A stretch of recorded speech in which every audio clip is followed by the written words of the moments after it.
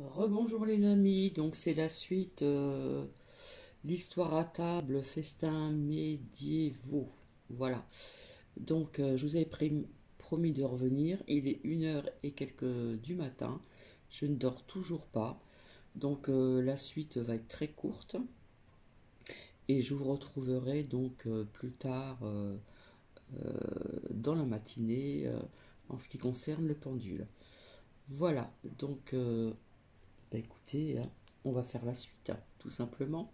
Donc je me rappelle plus trop à peu près où ça s'était arrêté parce qu'entre-temps j'ai regardé autre chose. Donc bah écoutez, nous allons commencer.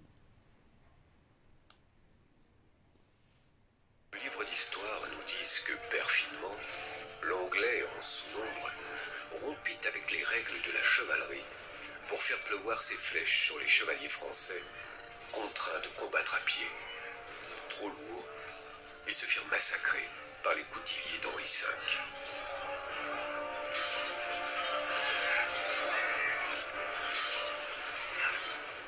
Les livres nous disent un peu moins que les Français se sont bassement vengés. Ils ont à leur tour massacré par surprise l'arrière-ban de l'armée d'Henri V, et ils se sont emparés de toutes ses réserves d'épices.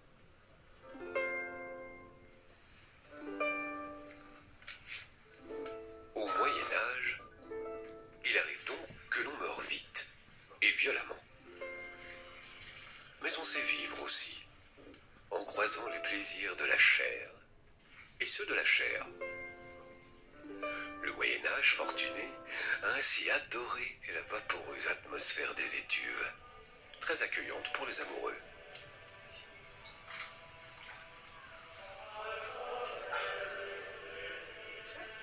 On s'immerge dans l'eau chaude et la fière corporation des étuvières prend soin des corps. Au menu de ces douceurs charnelles s'ajoutent des gourmandises et du vin. Pas n'importe quel vin, du Posset. Mélangé à du lait caillé, il a, dit-on, d'incomparables vertus aphrodisiaques. Alors, il arrive fort souvent que l'on ne se contente plus d'un simple partage des mets.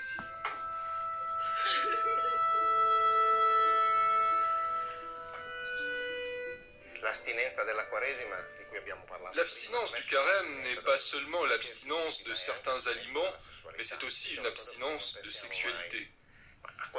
C'est une chose que l'on oublie toujours. Pendant le carême, les rapports sexuels sont interdits. Donc le fait que l'aliment et le sexe vont ensemble est une idée que la culture médiévale en elle de façon très forte. Les motivations ne doivent pas être recherchées bien loin, car ce sont les deux plaisirs par excellence du corps, et l'un entraîne l'autre.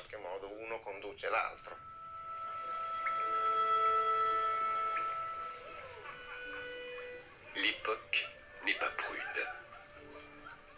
Certaines miniatures le prouvent, avec ses couples enlacés, se laissant aller à une douce ivresse d'essence.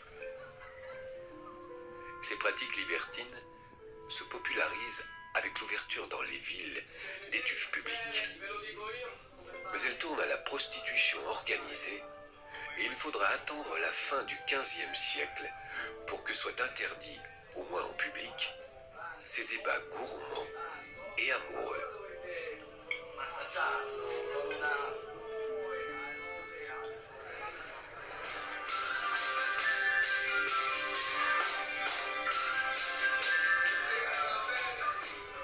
Sur les tables des châteaux, quand gourmandise ne rime pas avec amour, on ne craint pas l'abondance. Le prestige de l'hôte se mesure à la qualité et la quantité des pièces de viande servies.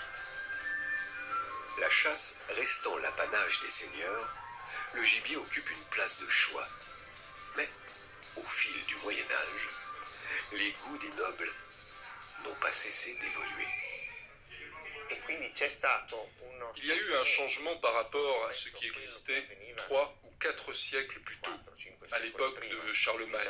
À cette époque, Le goût de la noblesse était beaucoup plus orienté vers les gros animaux, cerfs, sangliers, chevreuils, ou même les ours. Plus la viande était grasse, plus les animaux étaient gros, plus il plaisait aux seigneurs de l'époque de Charlemagne. Ils étaient le symbole de la force du guerrier qui se régale d'animaux décrits dans les traités de diététique comme les plus nourrissants. En revanche, les volatiles étaient considérés comme des viandes plus légères, plus raffinées. Le fait que dans les cours du XIIIe et du XIVe siècle, ce soit ces viandes qui deviennent plus appréciées, plutôt que l'ours ou le sanglier, cela veut dire que quelque chose a changé dans l'image sociale que cette aristocratie veut donner d'elle. Cela veut dire que l'on n'a plus une noblesse de guerrier, mais une noblesse de cour, donc de diplomate, de politique. C'est donc une communication différente qui passe à travers la nourriture. Pan, faisant, signe aux colombes, les habitants du ciel, proches du divin, sont donc réservés à de très nobles estomacs. Dans ce domaine du raffinement élevé, comme dans la manière de cuisiner ou de se tenir à table, les dîners de Florence ou de Sienne ont déjà des saveurs de modernité. Sous l'influence des arts, de l'architecture et d'un commerce resplendissant avec l'Orient, avec un siècle d'avance sur le reste de l'Europe, la Renaissance a déjà commencé dès le milieu du XIVe siècle dans les deux cités emblématiques de la Toscane. Fiers de cet héritage, à Bévagna, entre Florence et Rome, chaque année, des passionnés reconstituent des banquets pour revivre ce penchant sans limite pour les menus ailés. De la puissance, ils sont les promesses idéales des régals.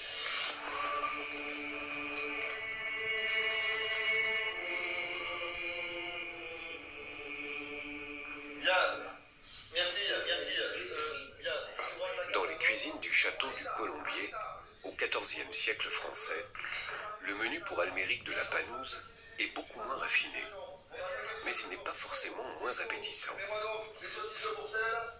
À quelques minutes du service, c'est le coup de feu. Tout doit être prêt en même temps, parce que l'usage des banquets est de tout porter simultanément à table. Il ne reste plus qu'à lancer le fameux chaudin de porc de Maître Martin.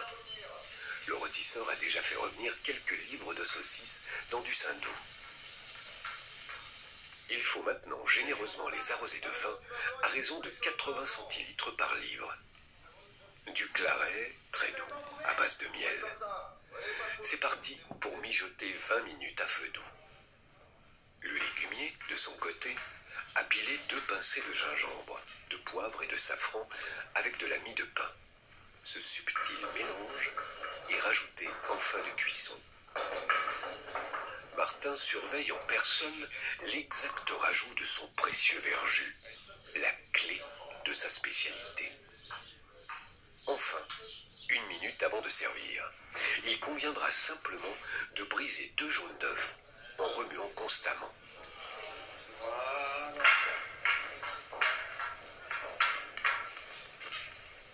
Ce soir, avec son fameux chaudin de porc, qui embaume déjà tout le château, l'écuyer Martin serait digne d'un blason, avec au moins 2 marmites.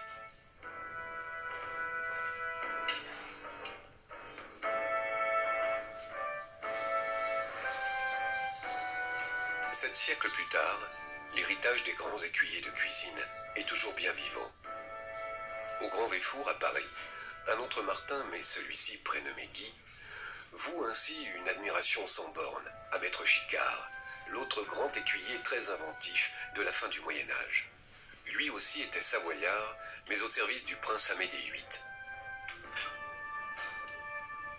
Maître Chicard inspire largement la carte de ce restaurant où se précipite le tout Paris. Il propose ainsi régulièrement une roséole de porc préparée selon les préceptes de son vieux maître. Il lui faut pour cela travers de porc, cannelle, figues, pruneaux, dattes, gingembre et pignons.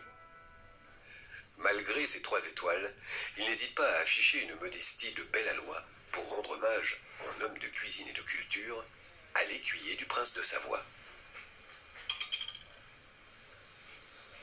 Dans ces recettes, l'innovation est principalement le grammage. Vous avez une recette, un bon d'économat, en termes techniques qu'on appelle, mais qui est grammé.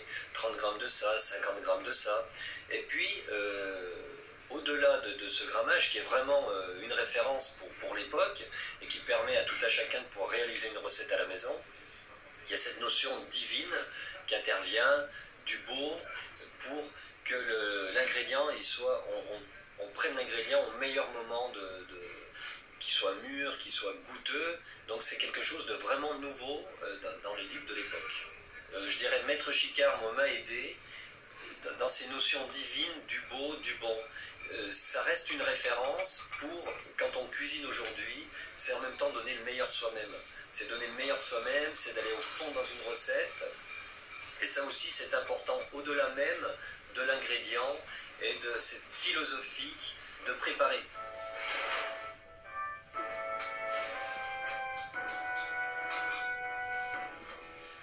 Guy Martin, à ses fourneaux, se dit souvent que Maître Chicard, du haut de son 15e siècle, avait déjà tout compris.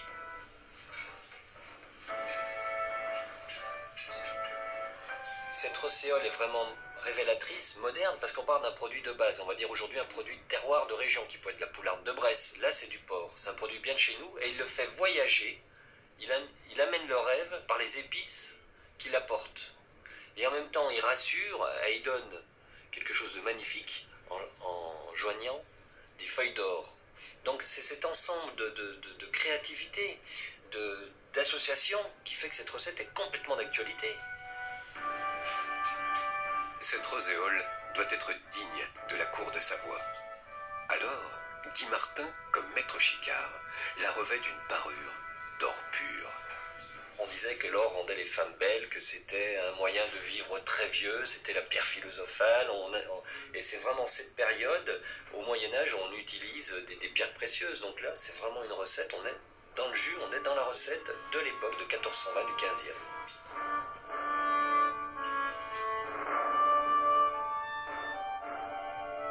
Ces goûts, ces jus, évolueront sous l'influence de la Renaissance, débutée outre-Piémont.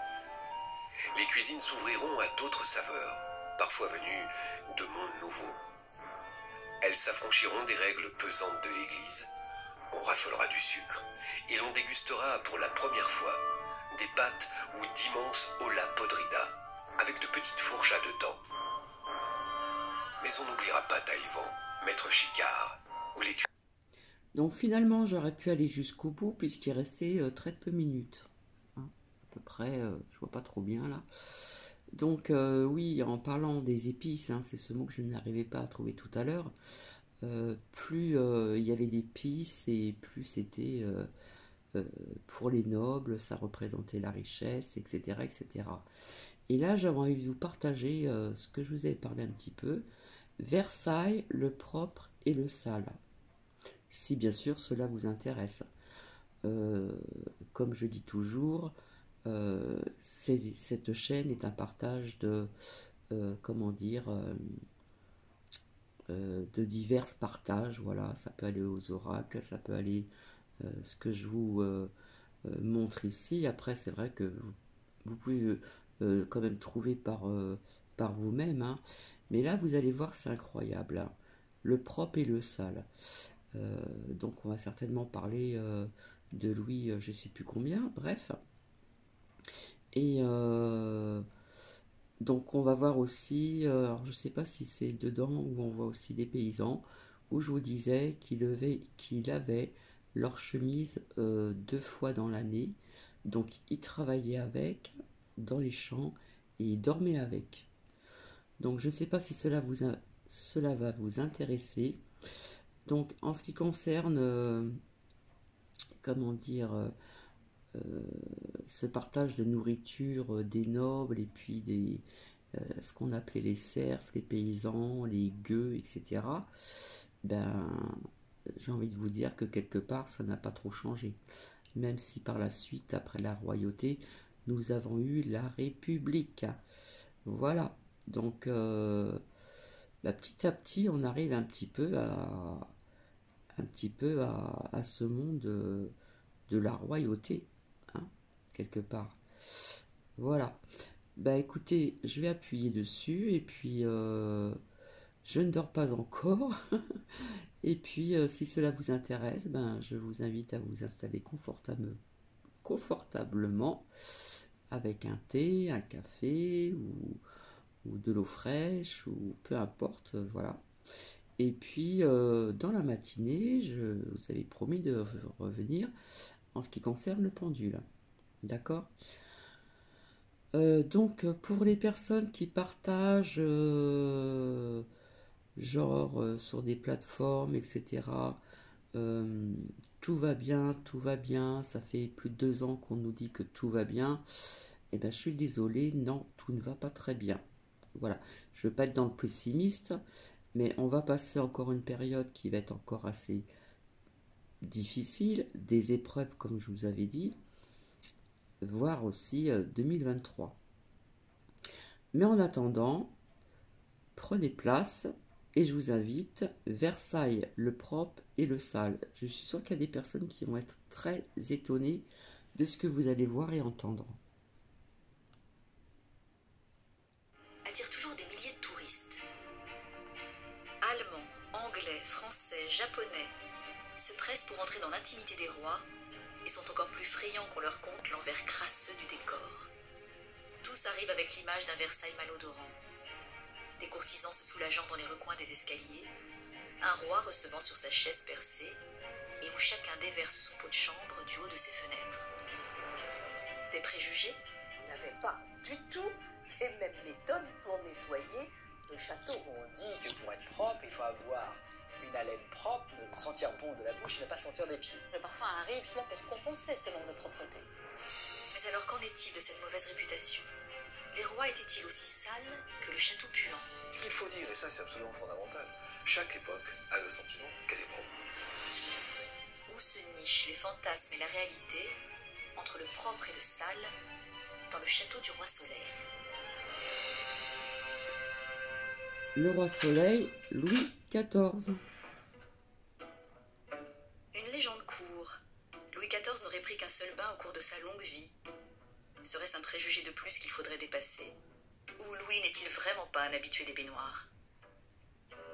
Il n'y a pas de salle de bain à l'époque de Louis XIV, de lieu spécifique dédié à la toilette. Néanmoins, il pouvait prendre des bains de rivière. Il y avait également la possibilité de prendre des bains de chambre, et dans ce cas-là, on roulait une baignoire de cuivre, et finalement, le roi était baigné, mais de façon assez exceptionnelle, il faut bien le dire. Le roi s'était rendu dans sa jeunesse dans ce qu'on appellerait aujourd'hui des spas, où se retrouvait la haute aristocratie masculine, où on parlait de choses et d'autres, et on parlait aussi surtout de femmes et de maîtresses. Louis XIV a donc pris plus d'un bain dans sa vie. Reste que la propreté demeure une affaire de sensibilité. Et si le roi Soleil préfère les étangs pour se rafraîchir, il ne se trempe pas pour se laver. À l'époque classique d'ailleurs, le terme d'hygiène n'est pas usité. Même si pour nous, c'est un lieu de grâce, c'est un lieu, au fond, de relative malodorance, si on peut utiliser ce mot. C'est un lieu qui évidemment est très loin de nos propres pères, donc c'est un lieu de saleté, si vous voulez. Ils ne sont pas vécus comme ça. Louis XIV est persuadé qu'il est d'une propreté remarquable. Mais surtout, l'eau n'est plus considérée comme un facteur de propreté. Bien au contraire. On croit désormais que l'eau est porteuse de tous les maux, réels ou imaginaires. On craint que les pores de la peau nue, dilatés par les vapeurs chaudes, ne soient davantage vulnérables au miasme et participent au déluge d'épidémies. C'est évidemment la grande peur de la peste qui a accouché de cette peur irrationnelle de l'eau. L'eau n'est pas dangereuse avant la situation de la peste. Mais la peste, avec cette crainte provoquée par l'air, rend l'eau dangereuse. Pourquoi? Parce que l'eau chaude est censée ouvrir les pores, voyez? Et à ce moment-là, les étuves, qui étaient très nombreuses au Moyen-Âge, sont considérées comme un lieu relativement inquiétant. Louis XIV a fréquenté le baigneur au début de son règne, et puis progressivement, il a moins fréquenté. Et progressivement, il a intériorisé le fait que l'eau est dangereuse. On a souvent écrit que la crainte de l'épidémie instaura à Versailles le règne de la crasse. Mais peut-être plus que la peste, on redoute avec l'eau que les porcs laissent sortir les humeurs du corps, provoquant ainsi la perte des forces vitales, l'imbécilité et même des fausses couches. Et si l'on prescrit le bain, c'est d'abord pour des raisons médicinales, pour faire évacuer le mal.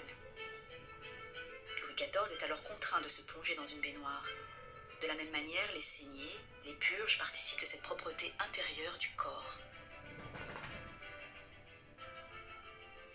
Louis XIV a des saignées très fréquentes, tous les 15 jours par exemple, vous voyez, parce que la saignée, elle est considérée comme épurant l'intérieur du corps.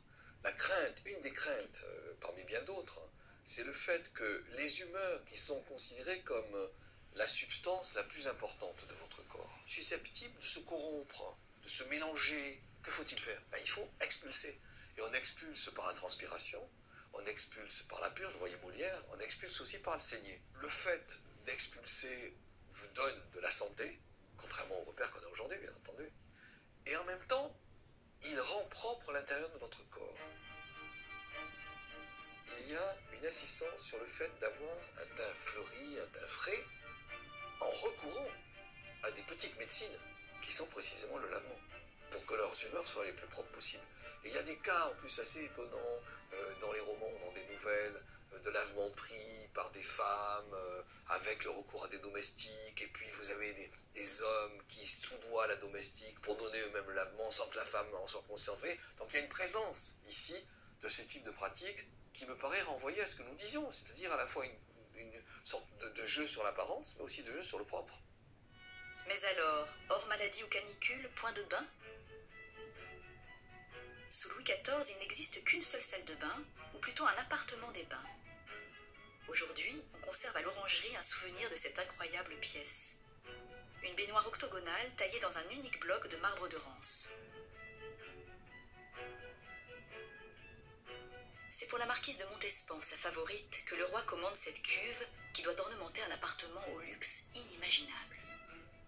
Cet appartement a été imaginé assez rapidement au moment où Louis XIV décide d'agrandir le château de Versailles. Et au-delà du côté de se faire plaisir lui-même, c'est aussi pour impressionner sa maîtresse. Louis XIV est fou amoureux de cette favorite et il veut toujours l'impressionner. Elle aime le luxe, elle est tapageuse, elle est altière, elle a beaucoup d'esprit, le célèbre esprit Mortemart. Et donc rien n'est trop beau pour elle. Louis XIV, lorsqu'il conçoit cet appartement entièrement de marbre, de porphyre, de matériaux très précieux, il a dans l'idée de l'épater. Cette cuve, non seulement est une œuvre d'art en soi, puisqu'il fallait pouvoir la tailler dans un seul et même bloc, mais surtout ça représentait un prix excessif et exorbitant. C'est l'équivalent de 50 années d'un salaire annuel d'un ouvrier spécialisé, ou alors même une très très belle maison à porte cochère à Paris. Mais là encore, il n'est pas question de prendre un bain pour s'y laver. Cette cuve avait bien des raisons d'être large.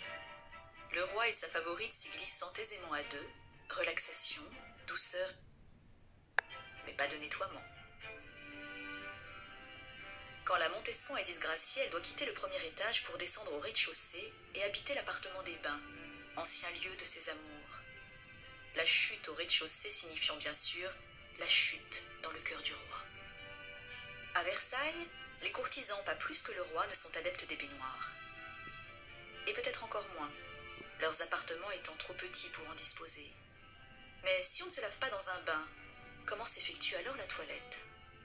L'expression qui est utilisée en particulier à la cour de Louis XIV, c'est celle de toilette sèche, qui veut tout dire. C'est-à-dire qu'à la fois, il y a de la toilette, et en même temps, il n'y a pas de recours à l'eau. Qu'est-ce que c'est que cette toilette sèche? C'est le fait de s'essuyer. C'est un essuyement à travers un linge, évidemment blanc, mais cela peut être aussi un essuyement avec un linge qui est imbibé d'une certaine acidité. On considère que cette acidité, elle est censée débarrasser de façon plus efficace la transpiration ou la crasse. Mais il s'agit bien, et je crois qu'il faut insister, sinon on ne comprend pas quelle est la sensibilité de l'époque, il s'agit bien d'une toilette sèche. Pour Louis XIV, la toilette est non seulement sèche, mais également publique. Mathieu Davina, directeur scientifique du centre de recherche du château, reprend le chemin des courtisans qui chaque matin se pressaient pour assister au lever du roi et à sa toilette. Alors nous sommes ici dans la chambre du roi, qui est la chambre de parade, et même pour Louis XIV, la chambre dans laquelle il dormait véritablement. Donc On est dans un décor extrêmement riche. C'est ici qu'il dort tous les soirs, où il se lève en public le matin à 8h30. Et il faut imaginer un lit de veille sur lequel a dormi le premier valet de chambre du roi de quartier et qui ouvrait les rideaux en disant « Sire, voilà l'heure ». Du temps où elle a vécu, la nourrice est la première à venir dans la chambre du roi pour venir l'embrasser, et elle est morte en 1688, donc il faut imaginer une petite dame qui a été la nourrice de Louis XIV. Lorsque Louis XIV a 50 ans, elle vient l'embrasser la première. Elle s'éclipse très rapidement, elle ne fait pas partie du lever, et les premiers personnages à rentrer véritablement dans la chambre du roi, ce sont les gens qu'on appelait les personnes de la faculté, c'est-à-dire son premier médecin qui prenait son pouls, et également son chirurgien qui vérifiait les selles du roi pour voir si tout allait bien. Ces gens de la faculté s'éclipsaient et se mettaient en branle la mécanique de cour où vont rentrer progressivement tous les courtisans suivant leur rang.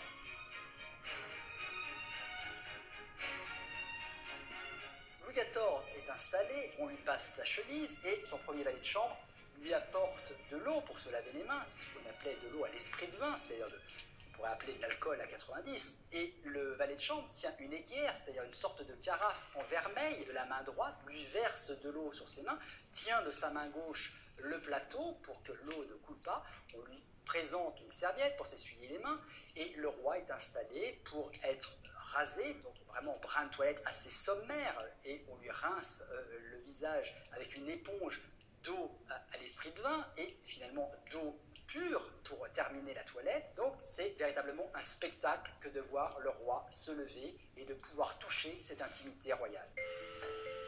Au-delà du roi, c'est toute la noblesse qui pratique cette toilette sèche. Anne Forêt-Carlier, conservateur au Musée des Arts Décoratifs de Paris, lève pour nous le voile de cette intimité. Le peintre Wario a choisi de présenter une femme à son lever et à l'une de ses premières activités du matin, c'est-à-dire sa toilette, ce qui nous permet d'entrer dans l'intimité de cette femme et de découvrir plus précisément ce que représente la toilette du matin. Elle est au sortir de son lit, elle s'est levée tôt. En effet, les femmes de l'aristocratie au XVIIIe siècle se levaient tôt et elle a revêtu un négligé qui est cette robe de satin légère. Certaines de ces toiles nous montrent aussi autour de la femme à sa toilette diverses personnes. Son abbé qui vient la confesser au lever, c'est la marchande de mode qui va venir lui proposer les derniers colifichets. On va trouver aussi son secrétaire éventuellement qui peut venir prendre note des premiers petits billets qu'elle va rédiger et lui demander de les porter au destinataire. À la cour circulent des petits ouvrages, si petits qu'ils peuvent être aisément glissés dans la poche. Appelés traités de bienséance, de civilité, ils dictent les règles de savoir-vivre aux nouveaux arrivants. Tous insistent sur la propreté. Mais à Versailles, peut-être encore plus qu'ailleurs, être propre se résume au paraître. La distinction suprême passe d'abord par le linge. Il faut qu'il soit blanc, immaculé. Certes, on ne se lave pas, mais on change de chemise, jusqu'à plusieurs fois par jour.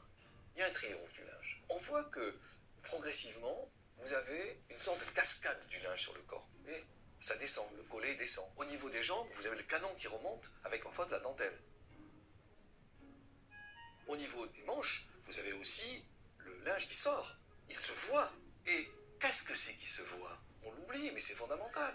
C'est le signe de l'intérieur. Le linge qui émerge sur l'habit, mais c'est celui qui vient du dedans. Donc il y a un jeu entre le dedans et le dehors qui est absolument fondamental. Et ce qui va provoquer un changement de linge, c'est la sensation de sueur. Moins dangereux que l'eau, le renouvellement de chemise efface, pense-t-on, la crasse. La propreté, elle renvoie à quelque chose qui est évidemment de l'ordre de l'apparence, indiscutablement, mais qui est aussi de l'ordre de la sensation et du sentiment. Et donc, le linge, il joue de ce point de vue un double rôle. C'est pas seulement le sentiment. Le linge, c'est aussi le fait de montrer. On voit bien que la propreté, c'est quelque chose qui se montre. Et en même temps, c'est quelque chose qui se sent, dans la mesure où le changement est lié à la sensibilité. Et un des premiers à dire ça de manière absolument magnifique, c'est Montaigne. Montaigne, il dit « Je ne supporte pas ma sueur ». Ça veut dire qu'il change de linge. Ou vous avez d'autres exemples qui sont très nombreux. Je pense par exemple à la princesse Palatine, qui revient de Marly et qui va vers un autre château. Et qui dit, j'ai traversé des terrains qui étaient débordants de poussière, j'arrive, je suis complètement fatigué, j'ai de la poussière partout, etc.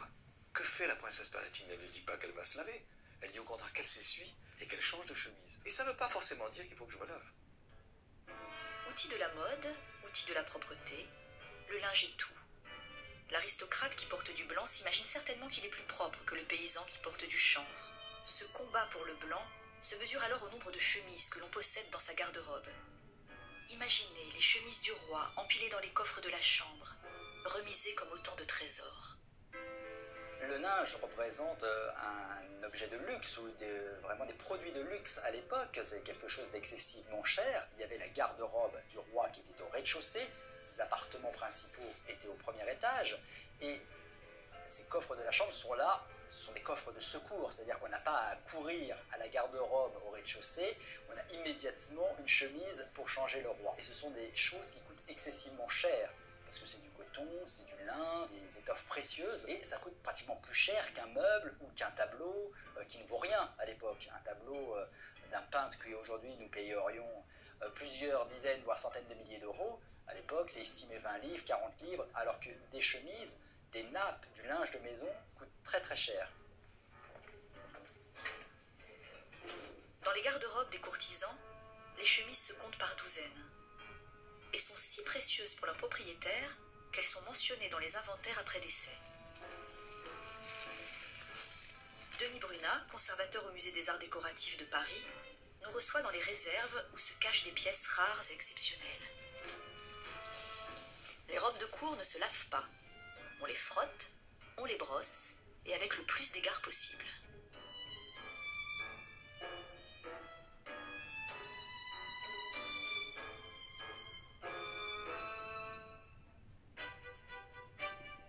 Les chemises, en revanche, passent entre les mains des blanchisseuses et des lavandières, et sont lavées, comme tout le menu linge et le gros linge. La chemise est essentielle parce que c'est depuis des siècles, et ce quasiment jusqu'au milieu du 19e siècle, c'est le seul sous-vêtement que l'on porte, tant pour les hommes que pour les femmes. Il faut bien avoir à l'idée que lorsque l'on est nu, on revêt sa chemise, ici donc là c'est une chemise d'homme, donc l'homme est totalement nu dessous, c'est-à-dire il n'a absolument rien, et donc la chemise va faire un office de sous-vêtement, à la fois pour le haut, mais aussi pour le bas.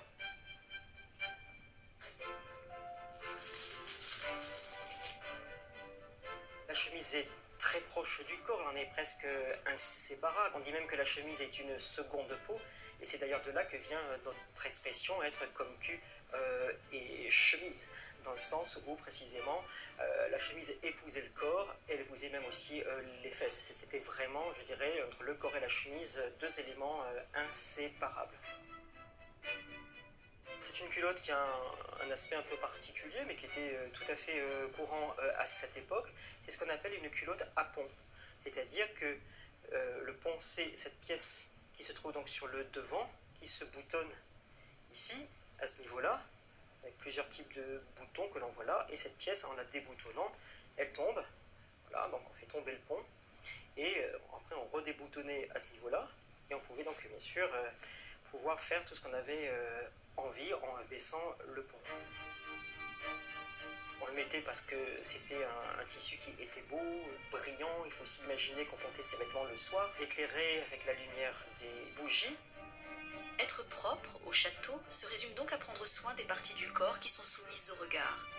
Les parties intimes, elles, ne font pas nécessairement l'objet de soins, en tout cas pas au grand siècle.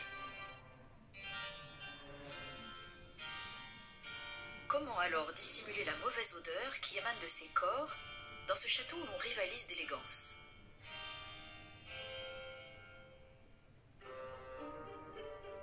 Les traités de civilité indiquent aux courtisans la bonne manière de se moucher, donnent des recettes pour s'armer contre une haleine fétide ou des pieds malodorants. Les odeurs corporelles ne peuvent être néanmoins totalement dissimulées. Les apothicaires sont chargés de faire des sachets de senteurs pour les habits, le linge et les perruques. On place des petits baluchons parfumés sous les aisselles ou sur les hanches, glissés dans les plis des robes ou les revers des pourpoints. Le parfum devient alors le roi des artifices. L'un des usages du parfum est de masquer surtout les odeurs, et le parfum arrive justement pour compenser ce manque de propreté. Donc on a des odeurs pour le grand siècle qui sont des odeurs très entêtantes, très puissantes, notamment des odeurs animales, c'est-à-dire par exemple la civette, le musc et l'ambre qui sont les trois les plus utilisés à l'époque. Au cours de sa jeunesse, Louis XIV a bien évidemment abusé de parfums. C'était vraiment ces parfums entêtants, voluptueux du grand siècle, et finalement il ne va plus les supporter. Dès qu'il entre dans une pièce, il ouvre toutes les fenêtres, voyage avec lui dans son carrosse, il baisse aussi les glaces du carrosse parce qu'il ne supporte plus les odeurs, par exemple des femmes qui l'accompagnent. Louis XIV, aimant par-dessus tout l'odeur très suave des fleurs d'oranger, se fait construire un palais antique pour protéger des frimas de l'hiver ces précieux orangers venus de Chine. Car en plus de son parfum, la fleur d'oranger, dit-on, a toutes les vertus, notamment aphrodisiaques. De la galerie des glaces aux appartements, des valets aspergent ici ou là le château de la délicate fragrance. Seule peut-être Madame de Montespan semble ne plus se soucier des goûts de son royal amant et continue de se parfumer à outrance. Madame de Montespan était très adepte de ses parfums, de ses crèmes. Elle se faisait frictionner nue dans son lit avec tous ces parfums qui étaient excessivement forts. Et c'est vrai que Louis XIV, qui les aimait beaucoup au départ, a eu tendance, à la fin du règne de Madame de Montespan, à ne plus les supporter, puisqu'ils étaient tellement prégnants, et surtout Louis XIV les liait aux migraines qu'il avait depuis de nombreuses années. Donc il a demandé à Madame de Montespan, et ce de façon publique, où elle s'est prise une gifle morale devant tout le monde, où lorsqu'elle devait monter dans le carrosse de la reine, le roi lui en a fait la remarque qu'elle se parfumait beaucoup trop. À la fin des années 1670 et au début des années 1680, Madame de Montespan a été suspectée de lui avoir fabriqué des filtres pour qu'il demeure amoureux d'elle, ou encore d'avoir voulu assassiner sa maîtresse du moment, Mademoiselle de Fontanges. C'est une histoire qui ébranle toute la cour, puisque on met à jour plusieurs sorcières, comme on les appelait à l'époque, des devineresses qui faisaient des messes noires sur des enfants, etc.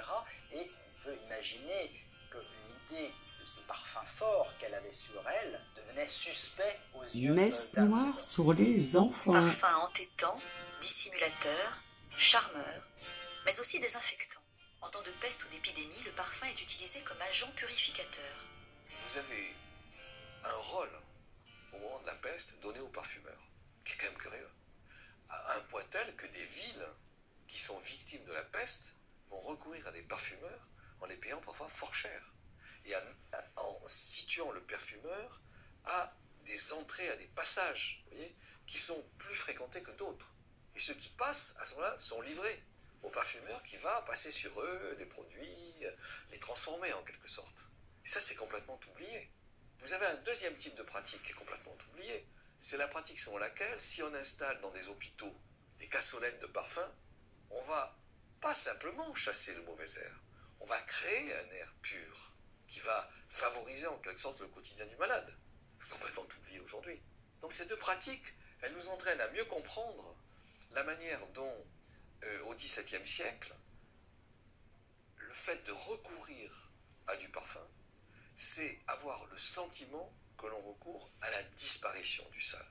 Le parfum, c'est aussi, vous voyez, une pratique de faire émerger quelque chose qui est de l'ordre de la monstration du propre. Le fait de faire apparaître à l'autre qu'on existe avec, au fond, une incarnation de la propreté. Le parfum devient signe d'un statut social, à tel point qu'on établit des distinctions. Un parfum royal, un parfum bourgeois et un parfum des pauvres.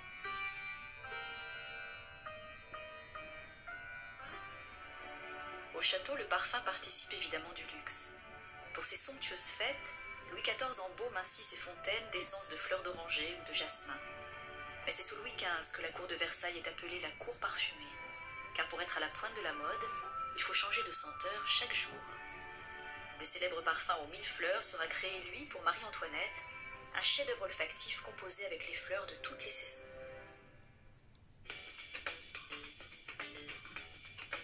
L'autre illusion de la propreté, c'est le maquillage.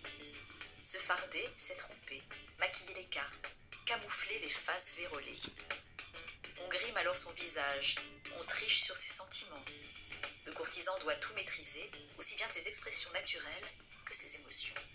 Au grand siècle, eh bien, on a cette nouvelle hiérarchie des sens et la vue prévaut surtout sur l'odorat, sur le toucher, sur l'ouïe. Donc ce qui compte, ce sont les apparences, ce que l'on voit et non pas la vérité. Et le cosmétique, le fard, participe évidemment de cet art eh bien, de la dissimulation. On a ces visages presque caricaturaux, blancs et rouges. Il y a un côté un peu théâtrenaux. Ce maquillage, ce fard accentue toutes les expressions. Et le XVIIe, c'est évidemment ce siècle du théâtre et ce siècle aussi de l'étude de l'expression.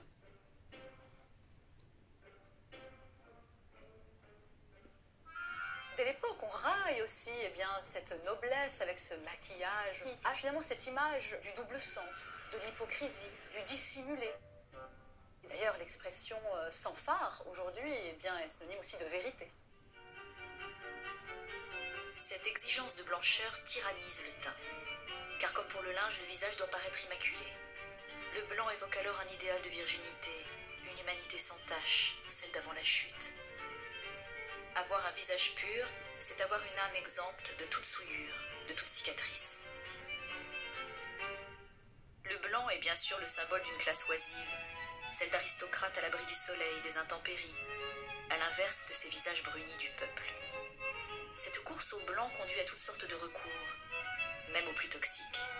L'agent de blanchiment le plus utilisé à l'époque, eh bien, c'est le fameux blanc de Céruse. C'est un cosmétique connu depuis l'Antiquité. Les Romains, les Grecs avaient des fards aussi à base de Céruse.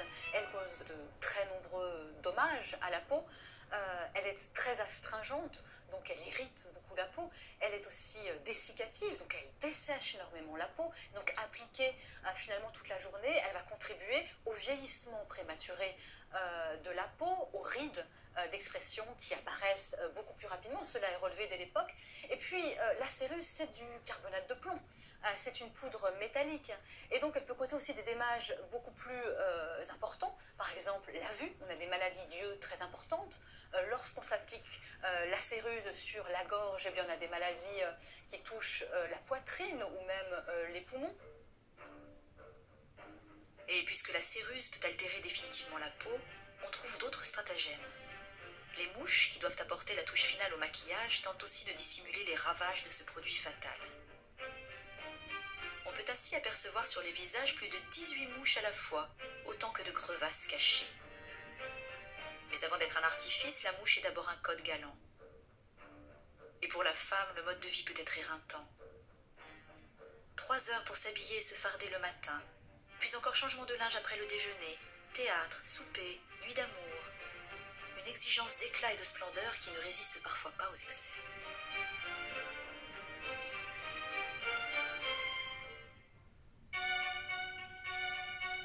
Alors, pour être toujours propre et soignée, la femme a sur sa table de toilette tout le nécessaire pour se refaire une beauté. Boîte à onguents, boîte à mouches, pommade, parfum. Elle emporte même dans les plis de sa robe des petits nécessaires, tous plus délicats et ornementés les uns que les autres.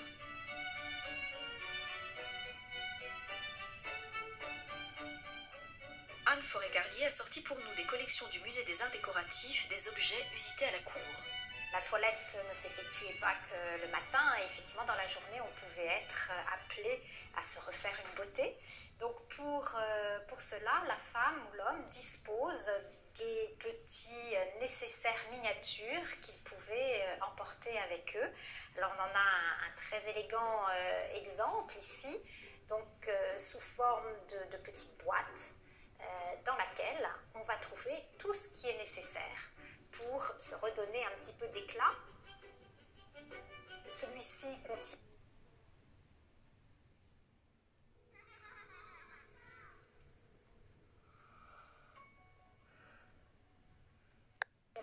2 petits flacons, l'un sans doute pour l'eau de senteur et l'autre pour les sels, parce que les sels c'est très important aussi lorsque l'on se sentait mal. Il immédiatement, on portait à ses narines un flacon de sel de façon à pouvoir reprendre ses esprits. Il ne faut pas oublier que les femmes, en raison du corset qui les maintenait très fortement, étaient sujettes à des évanouissements. Vous avez différents petits ustensiles comme une toute petite pince destinée peut-être à retirer un poil disgracieux. Ces objets correspondent tout à fait au présent qu'un amant peut faire à sa belle. Et d'ailleurs, en général, ils portent des inscriptions et c'est le cas de ceci. Par exemple, pour ce petit nécessaire flaconnier, on peut lire « Rien n'est trop bon pour ceux qu'on aime ». Et puis là, ici, une autre petite maxime, gage de mon amour. Parmi ces petits objets que l'on prend avec soi, d'autres sont plus ludiques, comme par exemple cette petite jambe en porcelaine sur laquelle vous découvrez une petite mouche, une vraie, l'insecte, qui est disposée au genou. Et cette petite jambe, eh bien, elle s'ouvre et à l'intérieur, on pouvait y dissimuler soit un petit billet doux, soit peut-être que là, on pouvait mettre de la poudre. Toujours dans le domaine des eaux de senteur, un petit flacon parlant, puisque vous voyez, c'est un très élégant petit bouquet de fleurs de porcelaine, et celui-ci s'ouvre à sa partie sommitale et permettait de se remettre quelques gouttes d'eau de senteur.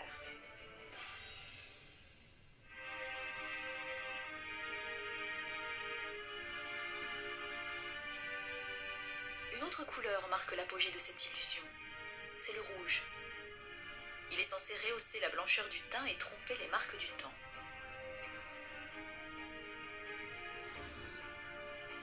Une écrivaine anglaise, Lady Montaigu, parlait de Versailles comme d'une assemblée de moutons nouvellement écorchés. Imaginez en effet des pommettes aux couleurs de feu, une figure plâtrée dont les veines sont soulignées de bleu et des cheveux comme de la laine blanche.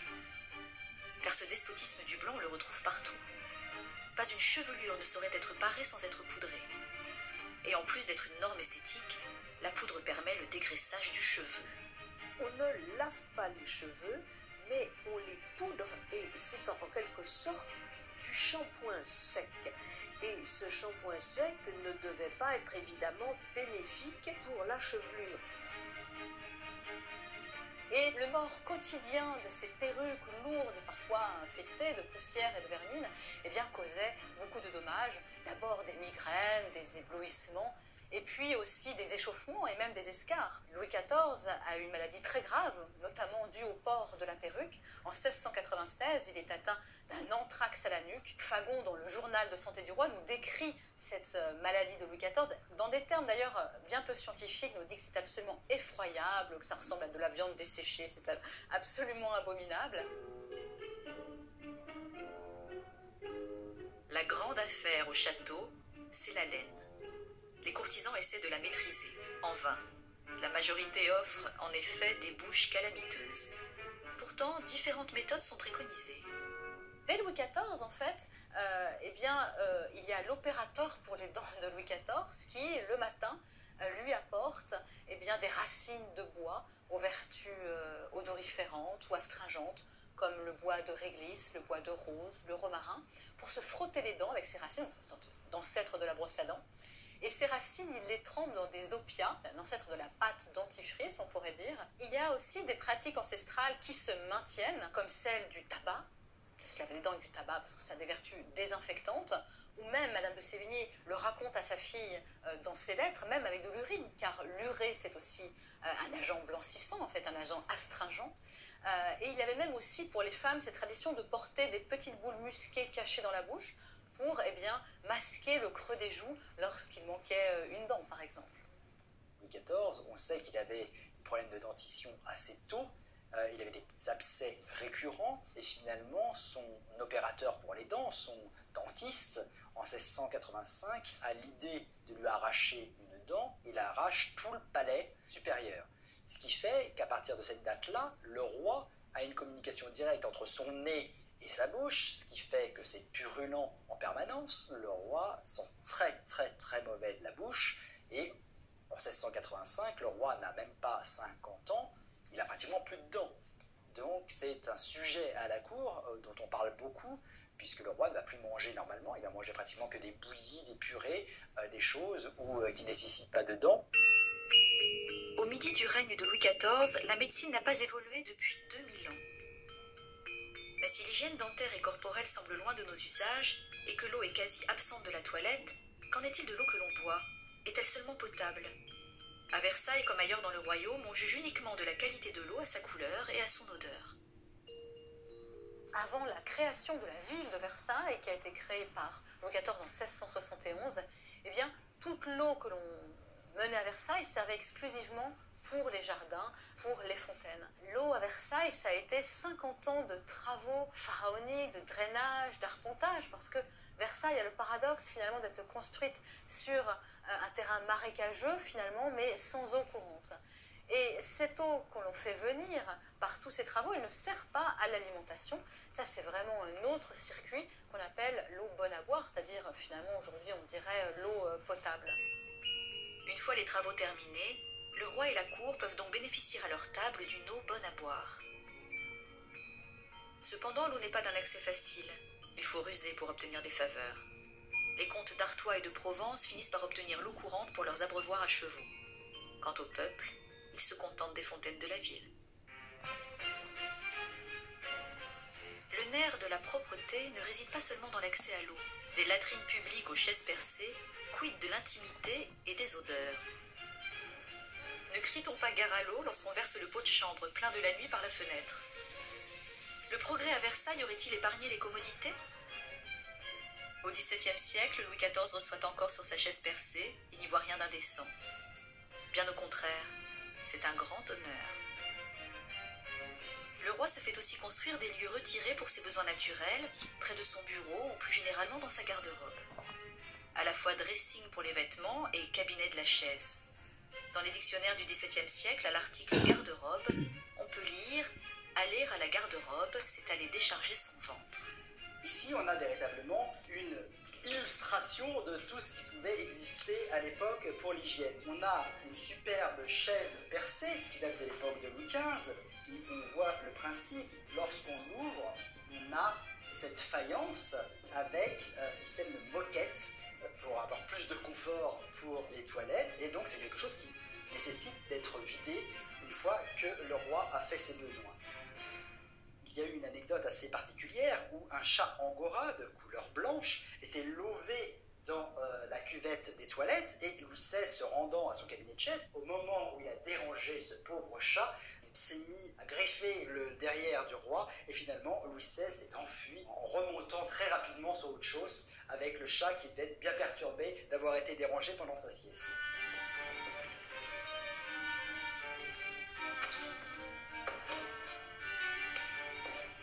À Versailles, il existe plusieurs types de toilettes, et notamment on vient de voir des toilettes dites à la française, et on a dans le même espace une évolution qui naît au début du XVIIIe siècle, avec des lieux qu'on appelle des lieux à l'anglaise, le système de water closet, qui est inventé en 1727.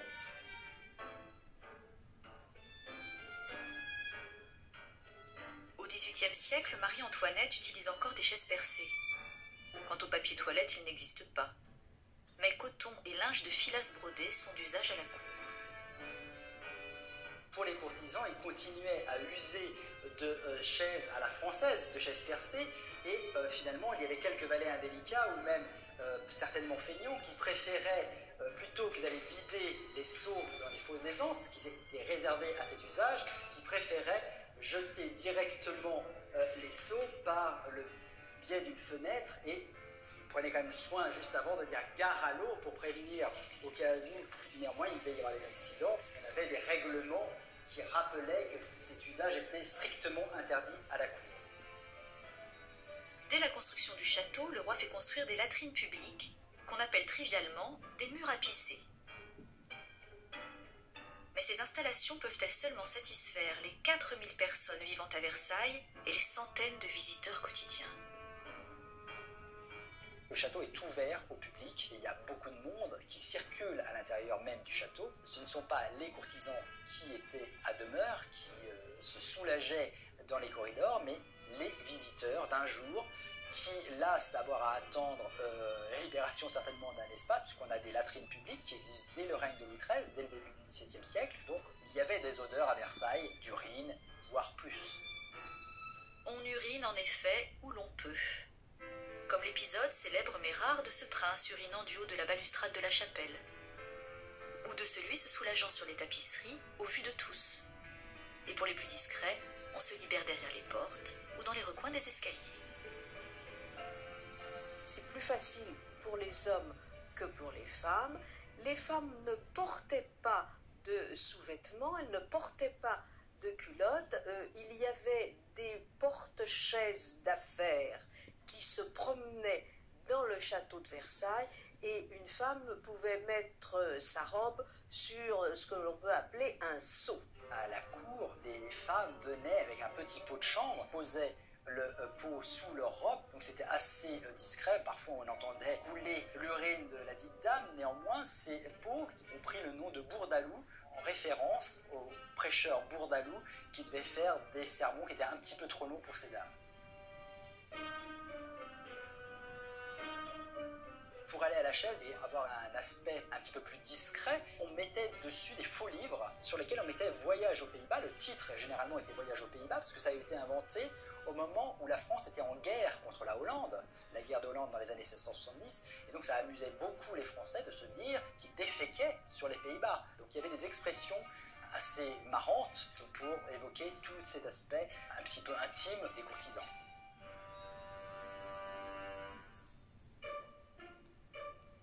Une armée de domestiques est en charge du nettoyage du palais. Mais malgré tous ces bras, ils demeurent impuissants face à cette autre armée qui grouille des cuisines au comble. Les rats, ce fléau des villes et des châteaux. À cette vermine, il faut aussi ajouter le problème des fosses d'aisance qui débordent et empestent. Ces fosses sont pourtant pavées et étanches pour éviter la pollution des nappes phréatiques, mais ne sont pas vidangées assez régulièrement. Ces fosses d'aisance qui étaient sous le château de Versailles, eh bien, elles étaient curées à chaque saison. On a des témoignages sur ces odeurs parfois pestilentielles lorsqu'il s'agissait de faire cette grande opération. La reine s'est plainte à plusieurs reprises des mauvaises odeurs qui montaient des cours intérieures du château lorsqu'elle ouvrait les fenêtres, parce que tous ces petits appartements donnent sur cour. Et on peut imaginer ce qui se passait aussi le long des murs de la cour au rez-de-chaussée. D'autre part, Marie-Antoinette se plaignait parfois que son linge ait une odeur un peu boueuse parce qu'il avait été lavé dans des eaux qui n'étaient pas des eaux courantes et qui pouvaient être des eaux plus ou moins polluées.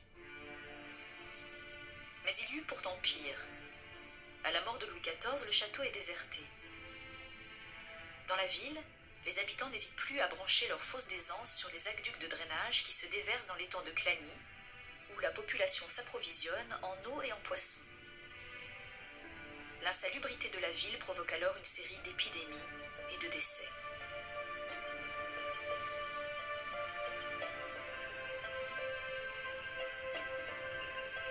Lorsque Louis XV revient à Versailles, en 1722, l'état sanitaire des eaux est dans un état catastrophique. Il y a eu des branchements sauvages, des sources qui sont près des eaux usées, aucun entretien des fontaines et du réseau hydraulique.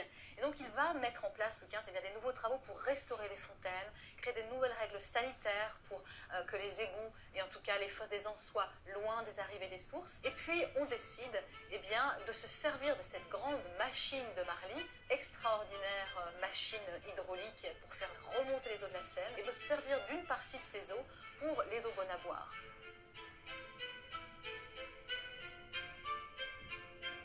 On va créer un grand bassin qui s'appelle le bassin de Picardie, où petit à petit, on va recueillir ces eaux bonnes à boire, et à partir du Louis XV, on va commencer à les filtrer. D'autres mesures de salubrité publique sont prises. Les immondices et les eaux usées s'écoulant dans les rues sont éliminées. L'étang de Clagny asséché, le cimetière déplacé à l'extérieur de la ville et de nouveaux égouts construits. l'hygiène progresse grâce à la technique, mais aussi grâce aux modes. Alors que Louis XIV se fait amener sa baignoire dans sa salle de bain pour raison médicale, Louis XV se fait, lui, construire 7 salles de bain dans ses appartements privés, au gré de ses aménagements successifs. Louis XVI se contente en revanche d'une seule salle de bain. Avec ce désir d'intimité qui arrive, on va désormais avoir une pièce qu'on appelle pièce des bains, ou cabinet des bains, qui vont être entièrement dédiés au bain. Donc on n'amène plus la baignoire au centre d'une pièce, mais on a des lieux spécifiques. Et ça permettait également de se passer aussi de domestique et d'avoir plus d'intimité, puisque finalement, Louis XV, lorsqu'il était dans sa salle de bain et il prenait en bain, il était pratiquement autonome, puisqu'il y avait même l'eau courante, Louis XV. Il y avait toujours 2 baignoires sur le règne de Louis XV, une pour se laver et une pour se rincer. Ça permettait d'être beaucoup plus autonome puisqu'il n'y avait pas besoin d'avoir un domestique qui vidait entièrement une baignoire pour la remplir et se rincer, parce qu'il n'y avait pas le caoutchouc à l'époque, donc il n'y avait pas de flexible de douche, et la seule manière de se rincer, c'était évidemment d'avoir une autre baignoire. L'évacuation de l'eau se faisait dans une cour, et sous la cour, il y avait un réservoir, et finalement, c'est très écologique, puisqu'on récupérait cette eau, considérée quand même comme propre, cette eau de lavage, et on s'en servait pour les jardins. On a plusieurs anecdotes comme ça de mesdames, par exemple, qui sont dans la cour et qui racontent être aspergées par l'eau du bain de leur père, Louis XV, qui tombe dans cette cour.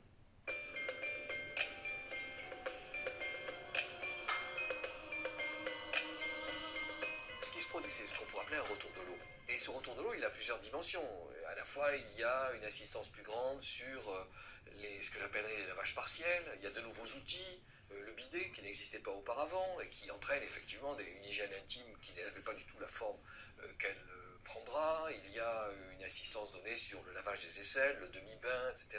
Et il y a aussi, bien sûr, la présence des baignoires, avec des baignoires qui deviennent catégorisées, qui se vendent. L'encyclopédie de Diderot dans les années 1750-60 met en scène des baignoires, montre que l'objet peut se vendre, donc il y a vraiment une présence plus grande qui ne touche pas l'ensemble de la population, mais qui commence à toucher une population plus large, pas seulement l'aristocratie, mais la bourgeoisie, etc.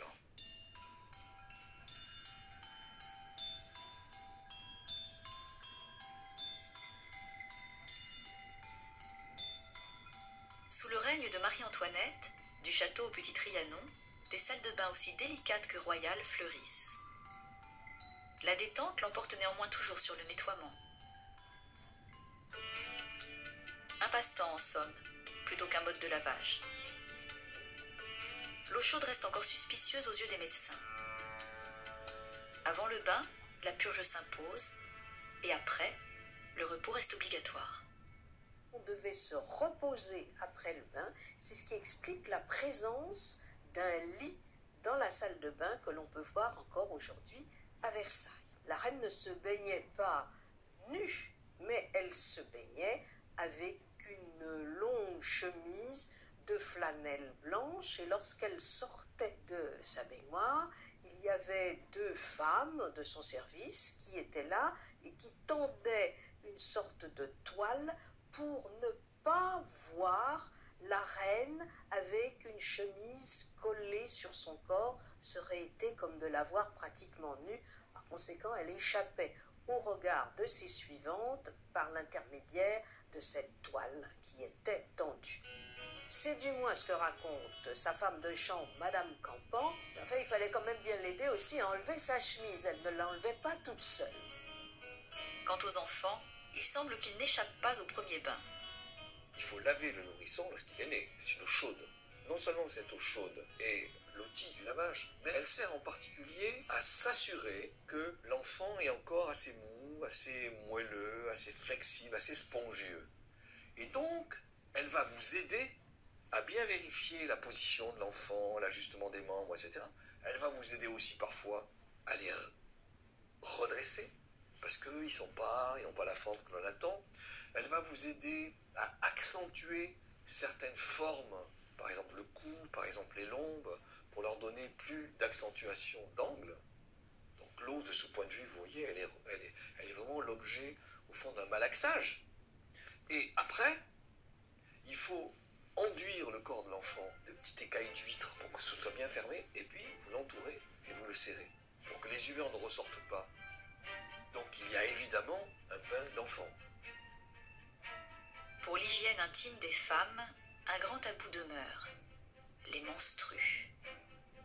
Lorsque les femmes sont indisposées, elles se garnissent avec ce que l'on appelle des chauffoirs, autrement dit des bandes de tissu qu'elles devaient, je suppose, accrocher à une ceinture qu'elle mettait dans ses jours mauvais.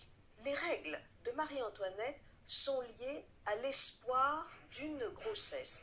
Elle en parle elle-même à sa mère dans ses lettres en disant c'est le retour de la générale Krotendorf. C'était pour savoir si oui ou non elle était ou n'était pas enceinte.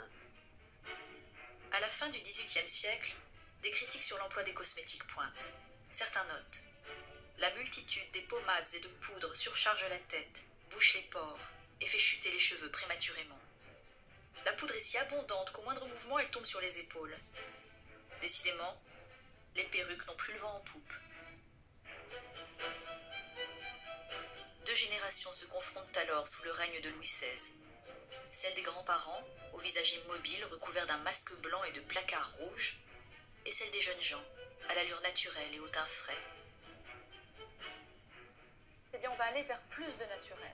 Et ce naturel que l'on retrouve dans la cosmétique, c'est aussi finalement l'époque qui évolue comme cela. C'est évidemment les livres de Rousseau sur cette redécouverte de la nature qu'on lit beaucoup à la cour. Ce naturel, on va le retrouver dans la cosmétique. Les fards se font plus discrets. Le rouge est presque plus utilisé. Par contre, on conserve cet idéal de pâleur du visage. Et puis, à la fin du XVIIIe siècle, le maquillage de la cour, il va infuser dans la noblesse à Paris, puis dans la bourgeoisie. Et j'allais dire, comme aujourd'hui, eh bien, on va avoir ce maquillage eh bien, qui masque en fait les conditions. Il n'est plus l'apanage d'une élite. C'est le sens même de la propreté qui change de nature. À l'avenir, le parfum et la poudre ne sauraient dissimuler les odeurs fétides. L'effet purificateur et laveur du parfum n'est plus. La propreté a changé de main. Elle n'est plus conseillée par les manuels de civilité, mais par ceux du médecin. Au XIXe siècle, désormais, pour être propre, il va falloir se laver avec de l'eau.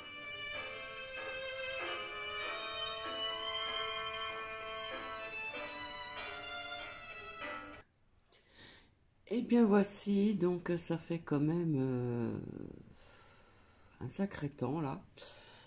Donc la prochaine fois je vous partagerai donc le propre et le sale au niveau des paysans aussi, parce que là on parlait que de la noblesse. Voilà. Bon bah vous avez vu un petit peu les odeurs, ceci, cela, ça devait vraiment pas être agréable. Franchement, ouais, ça craint quand même. Voilà, écoutez, je vais vous laisser et je vous retrouverai plus tard. Bisous, bisous.